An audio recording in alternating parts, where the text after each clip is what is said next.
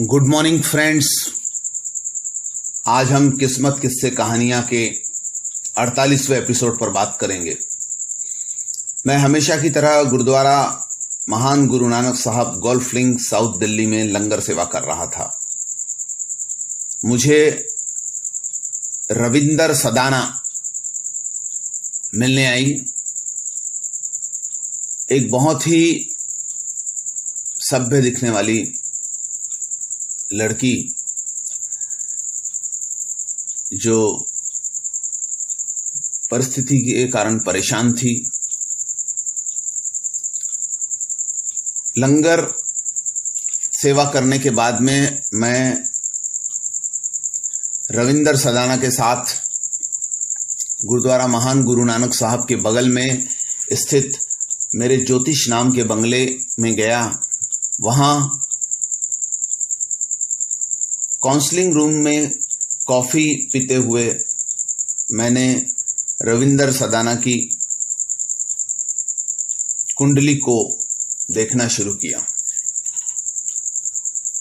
रविंदर सदाना का चौथा घर बहुत बुरे तरीके से बिगड़ा हुआ था और हालात बद से बदतर थे। मैंने जैसे ही कहा कि आपके मदर का घर बिगड़ा हुआ है और आपको घर का सुख नहीं है, मदर का सुख नहीं है, इसके बाद में रविंदर सदाना ने फूट फूट कर रोना शुरू किया। उसने अपने रोने को आधा घंटा जारी रखा। उसके बाद में पानी पीते हुए उसने बताया कि मैं गुलमोहर पार्क नई दिल्ली में रहती हूं। फिलहाल में मैं वहां के एक हॉस्टल में रह रही हूं, पर हमारा गुलमोहर पार्क नई दिल्ली में बहुत बड़ा मकान है। उस मकान में मेरी मां कुनिका कब्जा करके बैठी हुई है। मेरी सगी मां है वो। उसकी अय्याशी की वजह से मेरे पिताजी की मृत्यु हो गई। मेरे पिताजी को हार्ट अटैक आया। उसके बाद में मेरी मां ने अपनी अय्याशी के लिए एक और विवाह किया, नौजवान लड़का, जिसको अपने लिए इस्तेमाल किया और मेरे जीवन को जहरीला बना दिया। मैं मेरे घर से अलग एक लेडीज हॉस्टल में रह रही हूं। अपना खर्चा चलाने के लिए मैं होम ट्यूशन करती हूं और परिस्थितिवश अपने आप को स्टैंड करने की कोशिश कर रही हूं।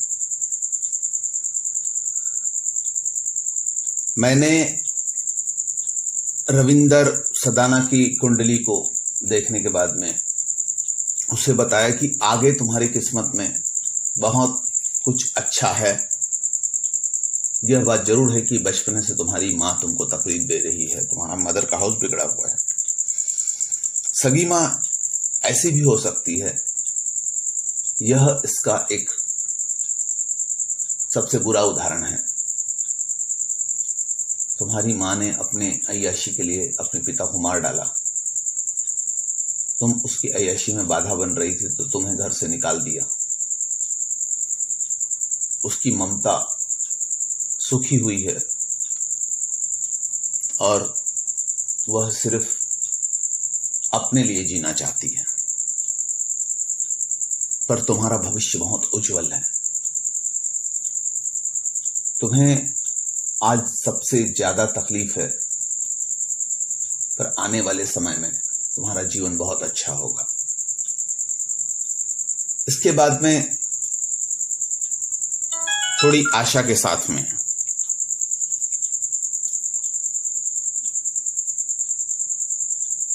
रविंदर कौर ने मुझसे विदा ली, क्योंकि रविंदर कौर अंदर से टूटी हुई थी। उसके बाद मैंने रविंदर कौर को समय समय पर खुद फोन करके अपने तरफ से कुछ हिम्मत देने की कोशिश करती रही। रविंदर कौर को कुछ होम ट्यूशंस मैंने दिलवाए। उसके अलावा एक जगह पार्ट टाइम जॉब भी करवाया, क्योंकि रविंदर कौर आगे पढ़ना चाहती थी। रविंदर कौर का ग्रेजुएशन हुआ था, पर उसने आगे पढ़ना था। रविंदर कौर ने यूपीएससी की एग्जाम में अपीयर होना था। उसकी तैयारी उसने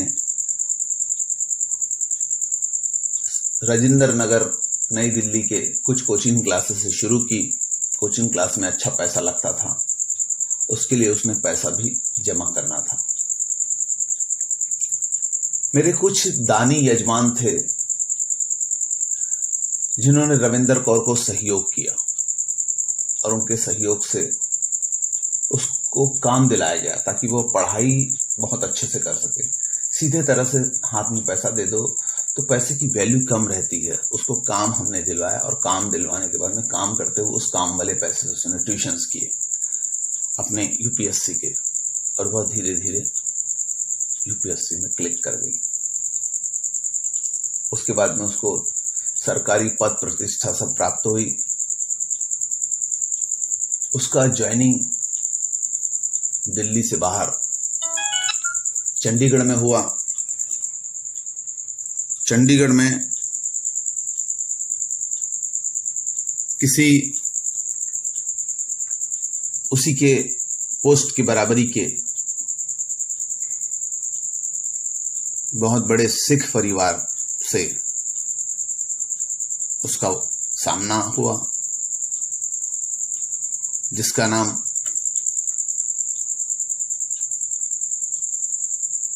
कमलजीत सिंह सिद्धू था। कमलजीत सिद्धू से रविंदर सदाना की शादी हुई। कमलजीत सिद्धू के साथ में रविंदर सदाना एक सुखी जीवन जीने लगी। कमलजीत को रविंदर सदाना के बारे में सभी कुछ पता था, पर रविंदर सदाना की पोस्ट, रविंदर सदाना का अच्छा व्यवहार, वह कमलजीत सिद्धू के लिए काफी था। उसको उसके पिछले इतिहास से कोई लेना देना नहीं था। रविंदर सदाना और कमलजीत सिंह सिद्धू मुझसे कई बार मिलने आते हैं,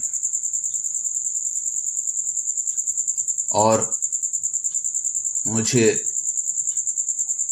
काउंसलिंग के अमाउंट के अलावा लंगर सेवा के लिए रसद देकर जाते हैं। उधर कुनिका ने जिससे शादी की थी, वह नौजवान जो कुनिका से 20 साल छोटा था, वह कुनिका का सब कुछ लेकर विदेश भाग गया है अपनी किसी गर्लफ्रेंड के साथ जो उसकी हम उम्र थी। उसने कुनिका से शादी ही पैसे के खातिर की थी। कुनिका का सब कुछ समाप्त हो गया, सब कुछ चले गया है। कुनिका लंगर सेवा में लंगर खाने के लिए आती है। हालात उसके बद से बदतर है। वह बहुत बुरी स्थिति में अपना जीवन यापन कर रही है। एक दिन पता चला कि किसी शराबी नौजवान ने अपनी कार से कुनिका को उड़ा दिया, और कुनिका एक दर्दनाक मौत को प्राप्त हुई।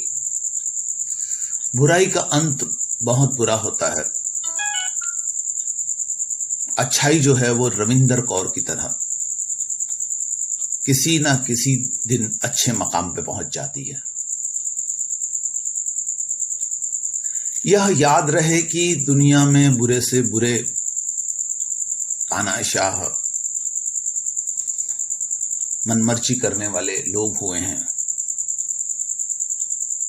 उनका अंत बहुत बुरा रहा है। उनके रहते हुए कुछ चापलूस लोगों ने उनको चढ़ा जरूर दिया, उनकी तारीफें की, उनकी तारीफों को पुल बनाए, अखबारों में उनकी फोटो छपवाई, उनको दानवीर और फलाना ढमकाना, ये सब बहुत कुछ कहा।